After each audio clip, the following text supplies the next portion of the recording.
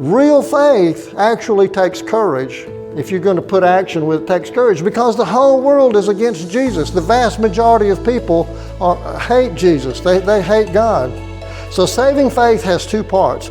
We have to decide to believe in Jesus, and then we have to decide to take action on our belief. We have to decide to take action.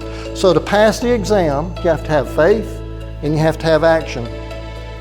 Now imagine Jesus saying to you, walk across this bridge. Heaven is on the other side. Walk across this bridge. Heaven is on the other side. Immediately two questions pop up. And the first one is do you believe Jesus? Do you believe He's telling you the truth? Do you believe that if you walk across that bridge, that heaven is on the other side? Do you believe Jesus? The second question is do you love Him enough to obey Him? Do you love Him enough to actually walk across the bridge? So there's a believing step, and then there's a taking action step. And this is the final exam, to find out if we believe Jesus and that if we love Him enough to take action. And that's it. That's the entire purpose of life. To pass the test, to pass the final exam, we have to believe in Jesus and we have to obey Jesus. Abraham's faith had both parts. He believed and he obeyed. Here's a picture of the wilderness in Canaan, and maybe it looks something like that in the place where Abraham settled. Abraham believed God and he obeyed God. Hebrews describes that. Hebrews chapter 11, verse 8. By faith, Abraham, when he was called, obeyed.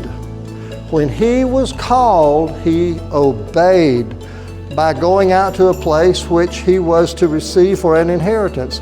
And he went out. He believed and obeyed, not knowing where he was going. By faith, he lived as an alien in the land of promise, as in a foreign land, dwelling in tents with Isaac and Jacob, fellow heirs of the same promise, for he was looking for the city. He had that heavenly perspective. He was looking for the city which has foundations, whose architect and builder is God. If we could just keep that heavenly perspective, no matter what life throws at us, if we could keep a heavenly perspective, if we could remember and realize that we are headed toward heaven.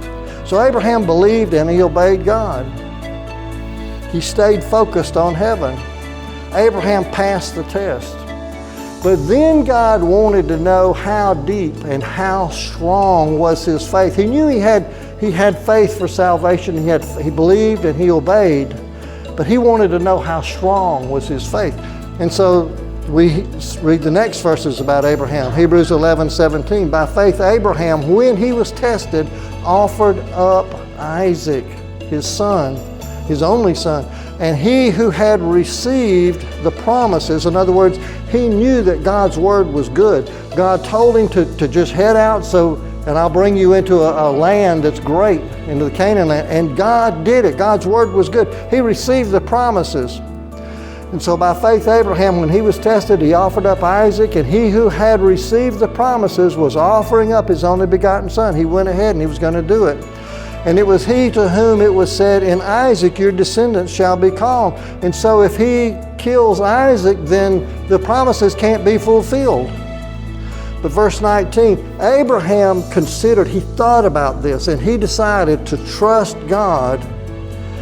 He considered that God is able to raise people even from the dead. In other words, even though he couldn't figure it out, he trusted that God would work this out. He trusted that God would work this out. And that's what we need to do in life. When life doesn't make sense, we still trust God. You still trust God. Keep trusting God even when it doesn't make sense.